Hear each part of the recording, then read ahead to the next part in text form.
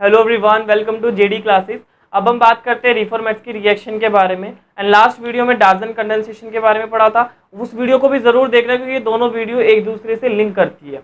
क्यों? क्योंकि इन दोनों में इनोलेट फॉर्मेशन होता है।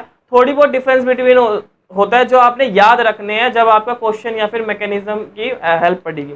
बात करते हैं थोड़े से डार्जन कंडेंसेशन में। उसमें हमने क्या यूज किया था, कोई भी ऑर्गेनिक कंपाउंड के साथ आपने बेस लिया था। अब बेस के साथ रिएक्ट कराने से क्या हुआ, वो इनोलेट फॉर्म हुआ। बेस की जगह अगर मैं एसिड लेता तो क्या बन जाता आपका, इनोल फॉर्म होता। अब इनोल फॉर्म, इनोलेट फॉर्मेशन हुआ, देन आपका इलेक्ट्रोफाइल के साथ बॉन्डिंग बनी कार्बन कार्बन की, जरूर देखना उस वीडियो को। देन वहां पे आपका एक आयोडीन का लिविंग ग्रुप था, उस लिविंग ग्रुप होने की वजह से वो लिविंग ग्रुप निकल गया और आपका कंपाउंड मिल गया। यहाँ पर ऐसा नहीं होता, यहाँ पर आपका जो सबस्ट्रेट है आपका अल्फा हेलो ईस्टर ही है।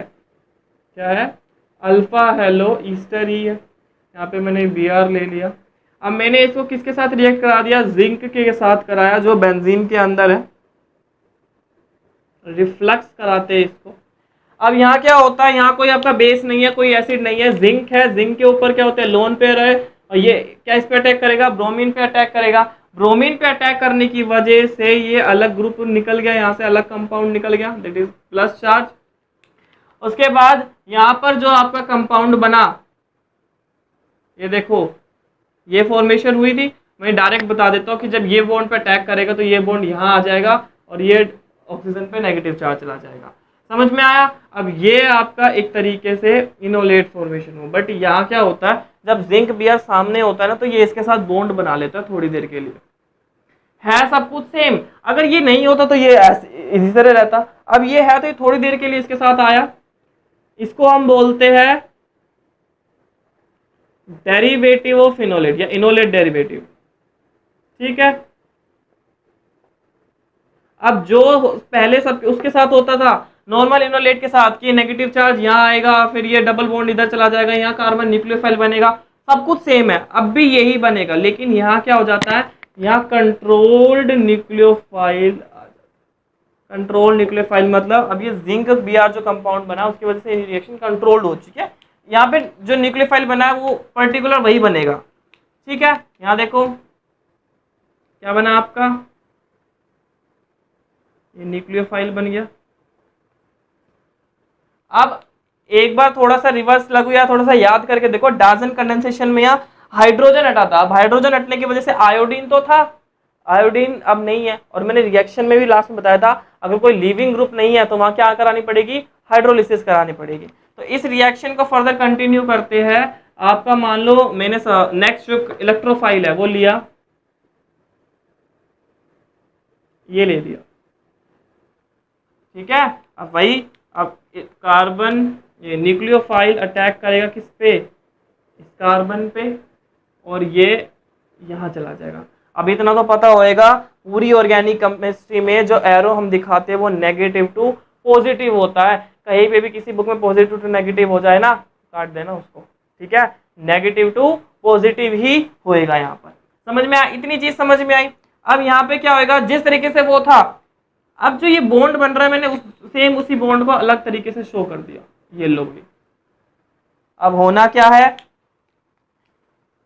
यहाँ पे मैंने कर दिया दैट इज योर PH और ये आपका O नेगेटिव। ये बॉन्ड यहाँ पे जो कार्बन के साथ बॉन्ड बना, इस वाले कार्बन के साथ बॉन्ड बना, तो ये रहा वो कार्बन इस कार्बन के साथ, एक ये रहा, और COOET। अब तो यहाँ पर कोई भी लिविंग ग्रुप है ही नहीं, तो वहां क्या था, वहां यहाँ पे लिविंग ग्रुप था, ये लिविंग ग्रुप निकला और उसकी जगह पे यहाँ इपोक्सी बन गया था।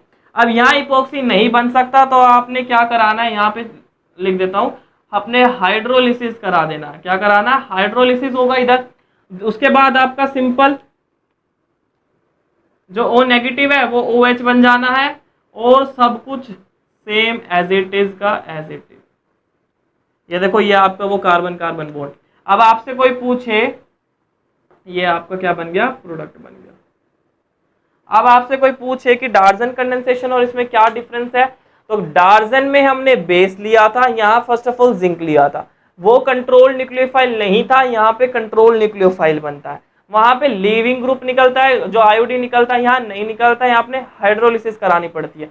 वहां पे सिर्फ इनोलेट बनता है। यहाँ पे जो रिएक्शन होती है, या फिर आपसे बोलिए जो कार्बन कार्बन बॉन्ड बनते हैं वो इनोलेट की वजह से बनते थे उधर, यहाँ बनते हैं carbon carbon bond because of zinc enolate. ठीक है, तो ये आपका क्या उसका आंसर हुआ रिफॉर्मेट्स की। अब कहते हैं कि भाई मैकेनिज्म समझ में आ गया, सब कुछ आ गया, अब क्वेश्चन आ गए। तो क्वेश्चन भी सेम होते हैं बट देख के घबरा जाते हो। पर जब भी आप नेम रिएक्शन पढ़ते हो एक फंडा हमेशा याद रखो, कोई भी कंपाउंड देखो हमेशा सारे फंक्शनल ग्रुप्स को मार्क कर दो। किसको मार्क करो? सारे फंक्शनल ग्रुप को। फिर सेकंड मोस्ट एसिडिक हाइड्रोजन को मार्क कर दो।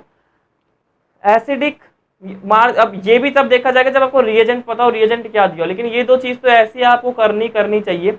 उसके बाद आप अपनी रिएक्शन को कंटिन्यू करो। और कभी कभी तो ऐसा होता है जो आप रिएक्शन पढ़ते हो ना फटा, जो ये पढ़ी है क्या पता यही आ जाए एग्जाम में, तो ऐसा भी होता है। तो जितने क्वेश्चन करोगे उतना ही अच्छा होगा। मेरी भी ऑर्गेनिक केमिस्ट्री बहुत वीक थी, अब जाके धीरे धीरे अच्छी होने लगे। वो भी क्यों? जब मैंने क्वेश्चन स्टार्ट करे। अगर मैं एक टॉपिक पढ़ता था तो मैं उस पर क्वेश्चन करता था, मुझे इतना हो गया था कि मुझे फिजिकल और इनऑर्गेनिक को थोड़ा सा लो करना पड़ा था और ऑर्गेनिक को अप करना पड़ा था, तब जाके मुझे लेवल में थोड़ा वो चीजें समझ में आने लगी थी। ठीक है, तो आई होप आपको रिएक्शन समझ में आई होगी। रिएक्शन इतनी सी भी समझ में आई है तो दोस्त सब्सक्राइब लाइक जरूर करना वीडियो को, और आगे आगे और भी इतनी इंपॉर्टेंट रिएक्शन आपको मिलती रहेगी। Thank you so much guys.